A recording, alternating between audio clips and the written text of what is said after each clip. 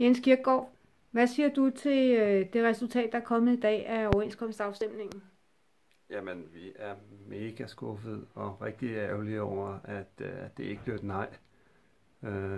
Vi må konstatere, at der var nogle faggrupper, som har stemt overvældende ja. Vi havde stemt overvældende nej, men de var flere end os, og det brænder ærgerligt lige nu. Jeg bliver med for ført en meget aktiv kampagne for et nej. Har det været forgæves, synes du? Absolut ikke. Det har været en helt fantastisk oplevelse. Og vi kan se, at kollegerne har stemt i langt flere, end de plejer.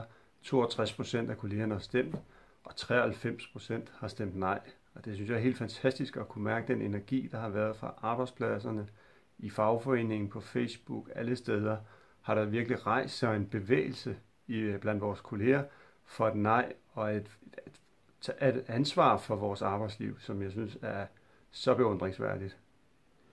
Hvad betyder det i forhold til, at forbundet har gået ind og på alle grupperne har anbefalet et ja? Hvordan stiller det sig, mener du? Jamen nu viser det sig jo, at det er jo ikke bare i København, der har sagt nej, og det er ikke bare blandt bygningsarbejderne, der har sagt nej i 3F. 77% af bygningsarbejderne i 3F har på landsplan sagt nej, og der er også et nej fra vores kolleger i industrigruppen og i transportgruppen. Og det siger jo noget om, at kollegerne, medlemmerne af 3F, ikke har været tilfredse med det her resultat. Og det er jo et udtryk for, at vi skal have demokratiseret processen omkring overenskomstforhandlingerne, således at kollegerne faktisk oplever, at de har indflydelse på resultatet, og at de har indflydelse på det, der bliver forhandlet i parterne imellem. Betyder det, at der bliver en eller anden form for efterspil, tror du, på den her overenskomstproces? Det er jo fuldstændig oplagt, at forbundet og medlemmerne er i utakt, når der bliver stemt nej samlet set.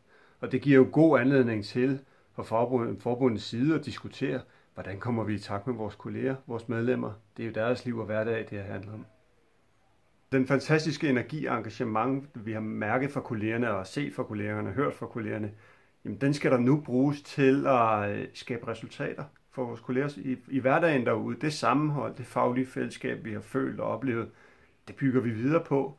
Fordi nu har vi rigtig stor indflydelse på vores egen løn- og arbejdsvilkår ude i skuerne og i firmabilerne og hvor vi nu er.